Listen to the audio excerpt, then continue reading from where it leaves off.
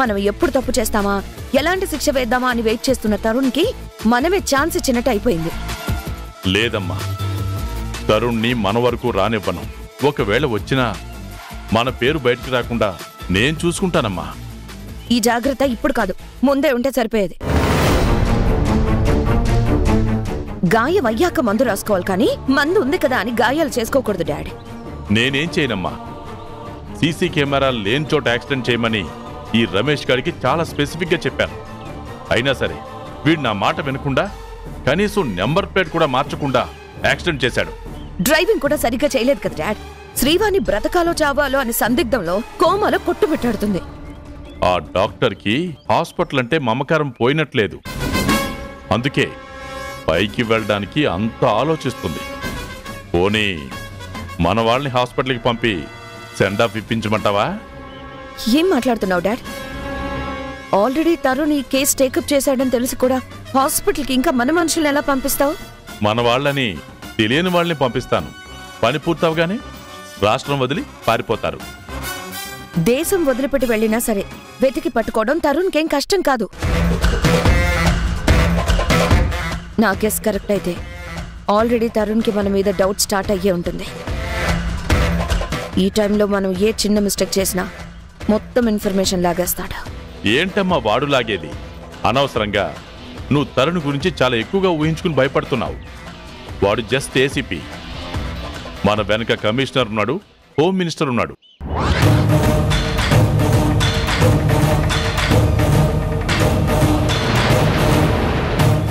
Hello dad, వింటున్నావా?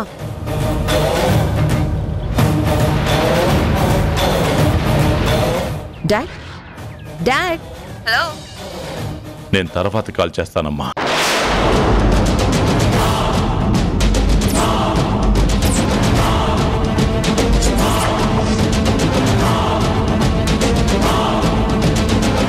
ఏంటి, తండ్రి కూతుర్లు అప్పుడే అలర్ట్ అయిపోతున్నారా, లేక తప్పించుకోవడానికి ప్లాన్లు వేస్తున్నారా? చూడు ఏసీపీ, తప్పు చేసిన వాళ్ళు తప్పించుకోవాలనుకుంటారు. మాకు అవసరం లేదు. కర్మ కాలి పొలిటీషియన్ అయ్యావు కానీ ఆర్టిస్ట్గా ట్రై చేయాల్సిందే. నీ పర్ఫార్మెన్స్కి పాన్ ఇండియా లెవెల్లో మంచి గుర్తింపు వచ్చేది. మినిస్టర్గా ఇప్పుడున్న గుర్తింపు చాలు కానీ వచ్చిన విషయం ఏంటో చెప్పు.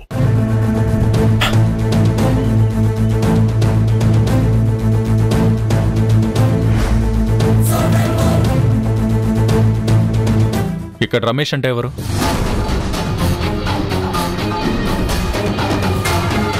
ఓ, నువ్వే అన్నమాట.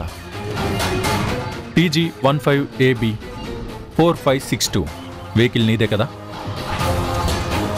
నువ్వు సమాధానం చెప్పనంత మాత్రాన నేను సైలెంట్గా వెళ్ళిపోతాననుకోకు. ఆ వెహికల్ నీదేనని అన్ని ప్రూఫ్స్ నా దగ్గర ఉన్నాయి. డాక్టర్ శ్రీవాణి గారిని యాక్సిడెంట్ చేసినందుకు నిన్ను అరెస్ట్ చేస్తున్నాను. రమేష్ యాక్సిడెంట్ చేశాడని ప్రూఫ్స్ ఏమైనా ఉన్నాయా? యాక్సిడెంట్ చేసినట్టు సీసీ కెమెరా ఫుటేజ్లో రికార్డ్ అయింది. యాక్సిడెంట్ చేసిన కార్ రమేష్ పేరు మీద రిజిస్టర్ అయింది. ప్రిమిటివ్ సస్పెక్ట్గా మీ వాణ్ణి అరెస్ట్ చేయడానికి కోర్టు ఇచ్చిన ఆర్డర్ కూడా ఉంది. శ్రీనివాస్ సార్,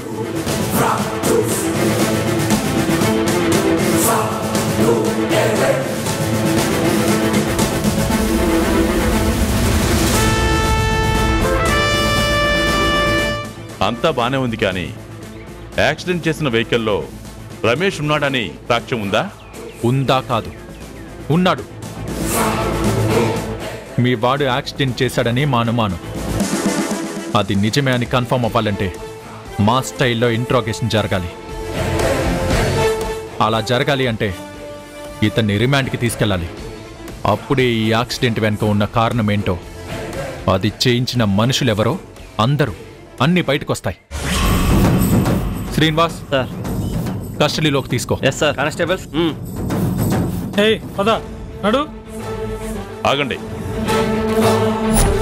వాడిని తీసుకెళ్ళడానికి వీల్లేదు. ఏ, మీరే తీసుకొస్తారా లేక అతనితో పాటు మీరు కూడా వస్తారా? నేను రాను, వాడిని పంపించాను. పాపం, అక్యూజ్డ్ మీద అభిమానంతో మంత్రిగా అధికారంతో బేసిక్ రూల్స్ మర్చిపోతున్నారనుకుంటా. ఇక్కడి నుండి తీసుకెళ్ళడానికి కోర్టు పర్మిషన్ ఇచ్చింది. అడ్డుపడితే మిమ్మల్ని కూడా అరెస్ట్ చేసే అధికారం నాకుంది. ఆ తర్వాత మీ ఇష్టం. నేను కమిషనర్తో మాట్లాడతాను. సరే, మాట్లాడండి. మీ దగ్గర నంబర్ ఉంటుంది కదా, కాల్ చేయండి. ఆ విషయం నాకెందుకు చెప్పడం? నీకు ఇన్ఫర్మేషన్ ఇవ్వడం లేదు. ఈ అరెస్ట్ని ఆపడానికి కమిషనర్తో మాట్లాడతానంటున్నాను. Sure, why not? మీ ప్రయత్నానికి నేను అడ్డుపడను. నా డ్యూటీకి మీరు అడ్డుపడకండి.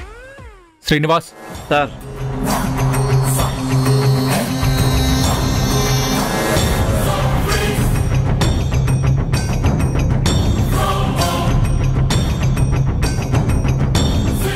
చెప్పడం మర్చిపోయాను మినిస్టర్ గారు. మీ దగ్గరున్న ప్రూఫ్స్ ఫోటోలు తీసి పంపించండి. అప్పుడు కమిషనర్ గారు ఇంకా బాగా హెల్ప్ చేస్తారు.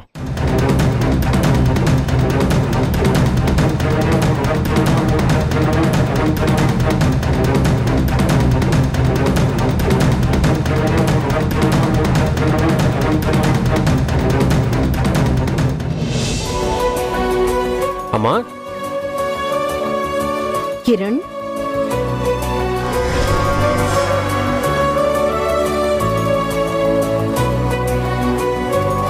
అక్కడే ఆగిపోయారేంట్రా? లోపలికి రండి.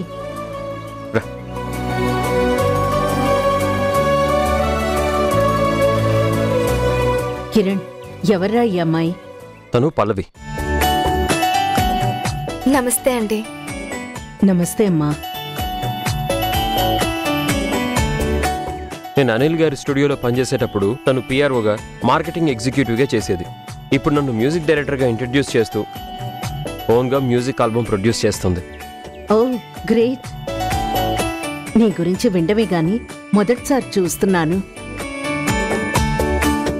నేను కూడా మిమ్మల్ని మొదటిసారి చూస్తున్నాను. నన్ను ఆశీర్వదించండి. లేమ్మా.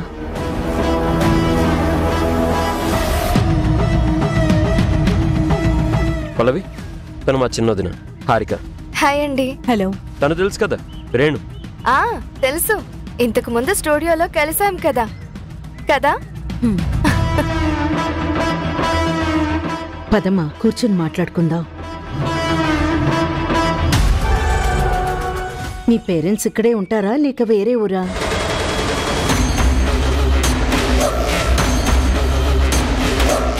నేను అనాథనండి.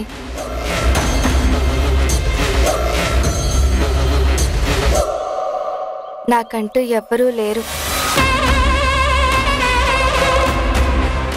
ఈ సిటీలో నాకు తెలిసిన వాళ్ళు, నా అని ఫీల్ అయ్యే వాళ్ళు ఇద్దరు. అది కిరణ్ గారు, ఉష గారు మాత్రమే. వీళ్ళిద్దరే నా ఫ్యామిలీ. నేను పల్లవికి చాలా రుణపడి ఉన్నానమ్మా. మహతి స్టూడియోలో ఉన్నప్పుడు నా ఆల్బమ్లకి, నేను పాడిన పాటలకి అంత పేరు వచ్చిందంటే దాని వెనక పల్లవి కృషి చాలా ఉంది.